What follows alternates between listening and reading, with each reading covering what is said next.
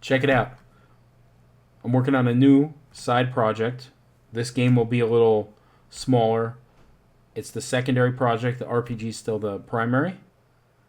I made a mock-up. I made two mock-ups, actually. I'm going to show you how I did that in this video. Join me. Whenever I'm starting up a new game like this, one of the very first decisions that needs to be made is the resolution that you're going to go with here. So in this case, I want to do 640 by 360 native resolution. And that's going to give me just enough detail, and it's going to give me the proportions that I like. Should scale nicely for Switch, Steam Deck, and modern screens. So I think 640 by 360, that's the perfect choice for this. So I'll always start with the player character first. That is the most important, especially with pixel art, because you need to figure out your proportions of everything on the screen, right? Your like pieces of level, geometry, and your enemies, and your character size. And when you're dealing directly with pixels too, a lot of stuff matters. So example is like legs and arms are too stubby. If you want to do like really fluid animations, that's probably not going to work. If the character is like real, has like certain unrealistic proportions. So super important to figure out that your character has the level of detail that you need, but not too much detail, right? And that the sort of proportions of the character lend itself well to what you want to do with it. So if you want like an action game, I think you want to make sure you give yourself a nice amount of space in the character to deal with, or things like punching and running and all that stuff. One of the secrets to good character design is to make sure your character has a interesting and unique silhouette, especially in comparison to the other characters in your project. Some games use really cookie cutter paper doll type characters, and the reason they always look boring and lame is because nothing is breaking up the shape. They all sort of look the same at a quick glance, and that is just not good. So when I go ahead and I start a mock-up for a new game like this, I usually have a good picture in my mind of what I want to do. Sometimes it'll just be purely in my mind. Sometimes I'll be really like inspired by like a landscape photo or something, or maybe some show or something. Who knows, right? Anything can put a strong picture in your mind of what you want to make. One of these was totally a dream I had years and years ago, and I never was able to get that out of my mind. All right, so on a technical level, where I start is blocking in the most basic blobby shapes of this thing. So what are the platforms? Where does the character go? How big is the character? How big are the enemies? Where do they go? With some thoughts in mind that this is a game, right? Keeping your elements separate, especially like your sky, your deep backgrounds and stuff. You'll see my platforms here have some sloping going on. We're going to do that in this game. I think it'll make for an interesting video when I tackle that. A lot of people have trouble with slopes, and I think it's less of a technical issue and more of a game design issue, because sometimes, for example, think about if you had a character and his attack is he shoots straight out in front, right? But then you have a slope, and depending on the angle, like how steep it is and how much of it there is, well, then it's just shooting straight into the dirt. Instead of where before, it was cool when it was shooting straight ahead at where the enemies were, right? So now how do you get over it? You got to make the character jump. But then if your jump is too, like, fast, right, it goes, woo, then it's going to be really hard to land it.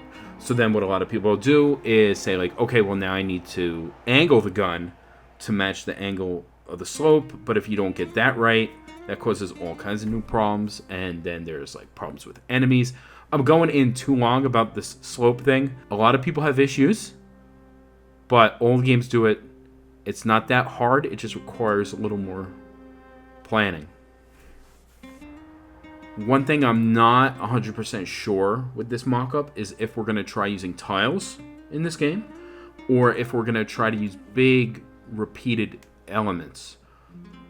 The elements thing, that's what I did with the mech game, which I'll be pulling a nice chunk of code from to make this and our other smaller games that go in this bigger game. So that's probably something I'll decide soon when we actually start developing this. Let's switch to the other mock-up. For each of these games, I'm going to do 2 mock-ups. So we can have like 2 levels or 2 parts of the gameplay. Sort of make a small demo of each of these small games. I have interesting mechanics in mind for each of these, but we can go more into that later when we get more into development or when I show you some of the other ones. So in this second mock-up, you can see we have more of a scrolling level. Like this would probably be an auto-scrolling level where you ride your elk horse thing. In this one, you can see it'll have reflections too, and probably some particle effects, and of course parallax scrolling in the background. By the end of this initial blocking phase, I'll know if I'm onto the right thing or not. So usually if I'm going to dump an idea for a mock-up, it'll be at this point, right? So maybe I'm like, no, this is totally wrong, background's totally wrong kind of thing, or wrong proportions, wrong idea. I will scrap it usually here. But if it looks good, if I feel good about it, I'm going to continue to iterate on this. These 2 are looking pretty good to me. I like what I see. So we may nudge some things around or make some little tweaks, but these are good. We're going to move forward. After we have that first pass and we're feeling good about things, then we're just going to keep iterating. We're going to go around the whole image, do a little work on probably everything in there, and if that looks good, just keep doing that. As you add detail to some things, you're going to want to put more detail on other things, right? Everything you do is going to change the visual hierarchy of what you're looking at. So as you put more contrast and more colors into spots, then the eye goes to a certain spot. So it's always a little bit of a balancing act, and my approach is to just go evenly across the whole thing and do sort of one pass for everything, and then repeat this over and over as many times as you need. Now I also got to program the game, so I got to keep in mind that some of this art, I might want to change it a little bit later. That's one of the reasons I'm not going to go like deep into detail. I want it to look really good, so I haven't really even shown you guys what my art looks like when I actually finish it. But I don't want to finish it all the way until I know that the functionality is correct. That this is exactly the shape or the size I need, or it's cut out in the way I need. I don't want to do needless work where I have to do something over. And I touched on this earlier, but if you're going to turn this into an actual game, keep in mind that you want to keep your layers separate wherever you can, in the same way that the game would use them. This allows you to just export it later. It makes it a lot easier. And it also lets you, just within the mock-up, move it around in the same way that the game would actually work. So it just gets you closer to where you want to be. Right? Because this is just, we're simulating what we want. So the closer we can stay to that, the better. And as you go along, you're probably going to see new places where you want to put, example, another parallax background layer or a UI layer. And just try to put them in the same way that the game would have them, in the same ordering. So now we've done our first pass, the initial blocking in, and then sort of our second pass of just sort of putting in some detail. You just do more and more passes of putting in more detail, adding, tweaking, adjusting. It's really simple if you just keep doing it that way. I'm not going to go super far with this. I'm going to get it to about halfway of where I think it would actually end up being. Enough that I can start working with it, and it looks like the game that I intend. Let's take it a little bit further. We'll sharpen up the backgrounds a bit. I think I want to adjust the character. The red cape looks good, but I don't feel like it fits the character I have in mind. I want him to be like a little more ghostly and spooky. The black cape I think is a little better, but it's still not right. So, working on these trees here, which is like a nearby background element. So, it's okay for those to have a little more detail. Just remember, the further back in the background you go, the less details things should have. So that way they look like they're actually further away.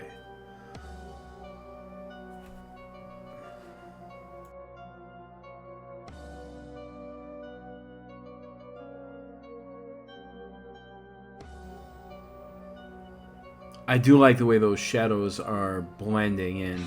That looks pretty good.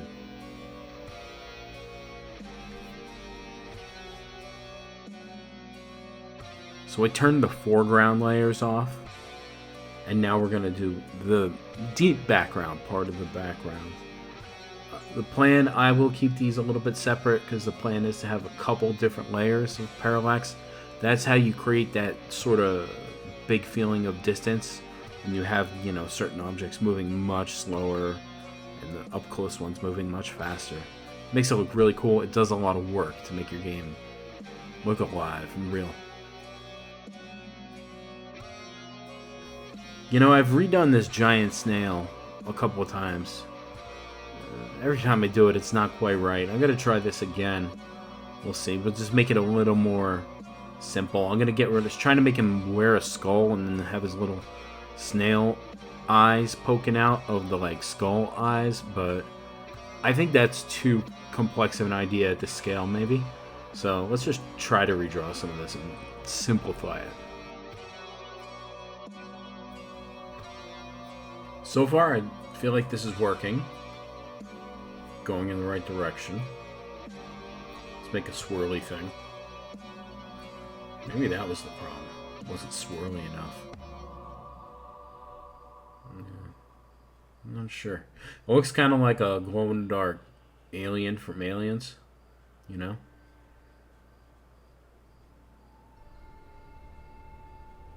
I think that's nice. That spike. Yeah. Yeah, I think the other one was just a little too complex. I'm a big fan of using the navigator window there to give me a simultaneous, like, zoomed in and zoomed out view. It helps me keep in mind what the full picture is going to look like when someone's looking at the thing as a whole, and to not get too, like, tunnel vision on the thing I'm working on.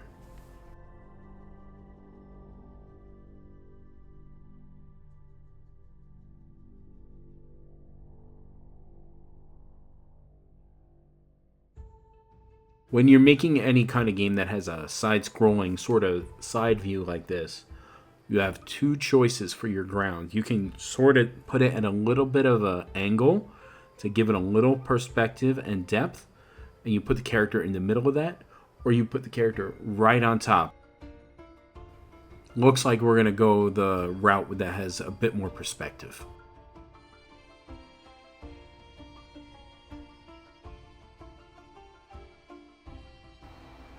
So when you're drawing leaves on a tree, grass in a field, hair on a head, anything like that, it's usually better to suggest the mass of the object, a group of leaves, a bunch of hair, a bunch of grass, rather than to try to draw every single one. But even if you do that, it could still take a lot of time.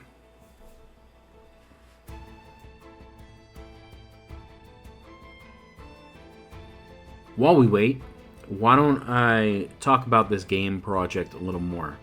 So, I could easily, like, dump a couple of months into some small like puzzle game or a platformer, a Metroidvania, something that I think would be pretty cool. But it's a crowded marketplace. And the idea I really wanted to do for a couple of years is that there's a collection of games that are like related and small, kind of like you're pulling up Virtual Console on a Switch, or something that's a easily accessible collection of games, even if you're like just surfing around Steam. But they would all feel like they came from the same console, I guess, like a console that didn't exist, but it does inside this game, right? Sort of like that. And I want to make a bunch of small games that don't take me a lot of time, but allow me to experiment with different mechanics and different, programming techniques, art techniques. So that's where I'm coming from that. I just wanted to share that. I'm starting out with 4 different ideas that are relatively fleshed out that I'm working on these mock-ups for, and this is the first one of those 4. I have like, I don't know, 100 fledgling ideas that I would like to do, but I can't be doing that. The 4 in itself is pretty extreme. To help me with that, I've sort of planned them out where they share a lot of common systems. So I'm going to tackle it in a unique way from the programming side, where I'm trying to sort of make a little bit of an engine, I guess. There's a chance this ends up being too much, right? Or that I need to scope down and just say like, all right, just one at a time. Let's turn these into one at a time. Small releases. And I'm fine with that. I'm fine with failing. This is the secondary side project. The RPG is still the main one. What do you guys think of that? I really want to know. Because I know most of my videos have been the RPG, and you might not want me working on this, but I sort of need to put something out so I can try and replace my day job with this. Because if I can pull that off, then I can do way more RPG work. I guess this is a bit of a gamble. Let's just finish up these happy little leaves here. This is looking really good. I like the way the edge of the tree, like the shape of the tree looks. We're gonna do some kind of tree swaying effect. You've seen that shader in the RPG. I don't know if I love it in the RPG. It might be better in here because it's just a sort of like, it anchors it and it sort of side to side moves it. It might look a lot better in here than in the other game. I also want to do falling leaf particle effect, which I will bring over to the RPG. So that's another benefit of doing this, is I can try a bunch of stuff out in here and then just port it over to the other game. And vice versa,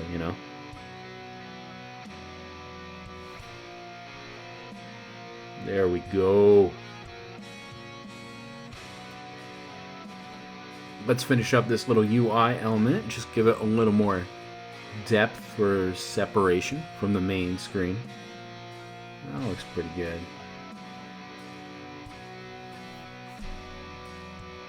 What do you think? Let's just check out the silhouette of the character real quick. And you know what's going to be nice? Doing one direction of animation in these games instead of, 8 in the other one. That's going to be awesome.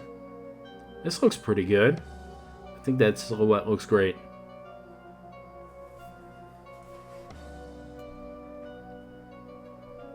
Alright, well, let's work on making these columns and stuff more interesting. These are super boring. I have no idea what I'm going to draw.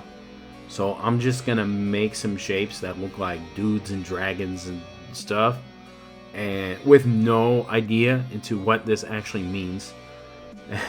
Maybe I'll come up with some lore later, but like I said, these are meant to be pretty small, experimental, so I'm definitely not going to go crazy with thinking too hard. I'm just going to do what seems cool to me. I do quite like that this level, think of this one as level 2, has a very distinct color palette to the other one. It's still kind of like muted and, you know, depressing or whatever. You can see what I'm going for.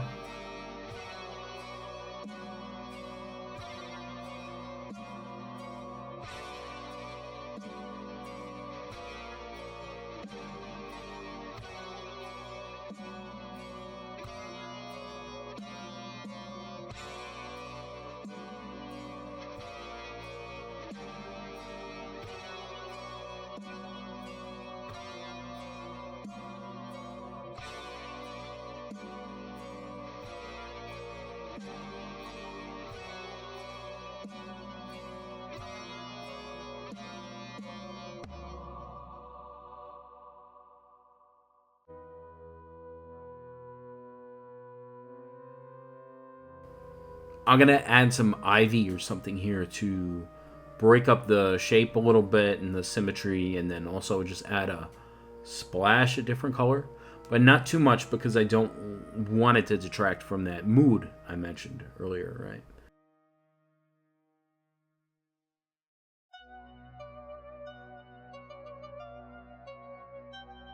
I think this is turning out pretty cool. There is something a little off with the perspective, which I can, go fix later. It's not a big deal. It's not like I'm putting that much work into these. I just, like I said, I want to get the idea and the feeling across, and want to actually be able to see to a decent level of what I'm going for. So these elements I'm working on are going to be flying by the player pretty quickly because the horse is going to ride behind this, right? So this big dead tree thing and these columns, these will go in front. I think that's going to look really cool. We'll have to see how it looks in motion. I don't think I've ever done like an auto-scrolling thing before where the levels forces you to keep up with it. The idea is you'd be able to at least move the horse back and forth, and you'll have dudes to fight. Maybe you'll have to jump with the horse to jump over some thing that's in the middle of the path, stuff like that. I think this is going to be really fun.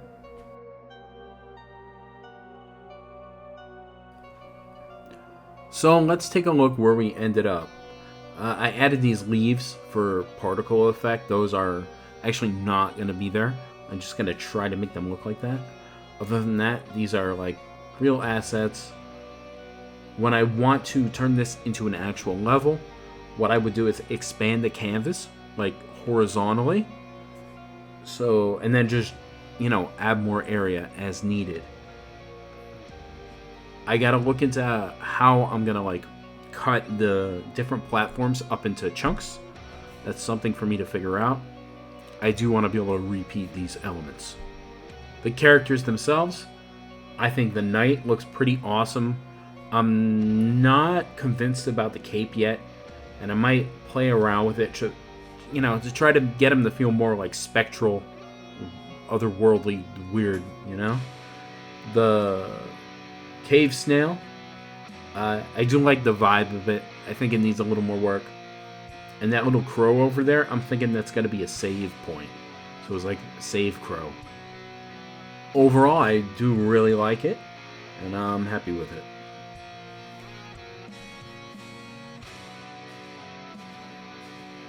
Alright, I think this one looks really cool too. Really interested to see what it's going to look like in motion. I think we might find that the big blocks of columns are a little too chunky to put all together in one piece when we're scrolling by it real quickly. But we'll have to see, won't we? I like the color palette a lot. It's really, really close to what I was going for. So, super happy with this as well. I do still want to work on this horse elk mount thing.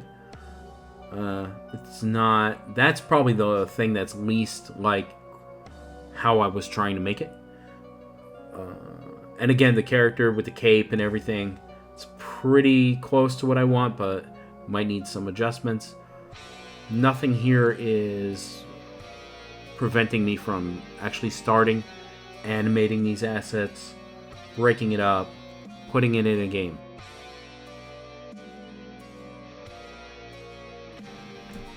What'd you think? If you like this video, make sure to like, make sure you subscribe, comments, I'm always there.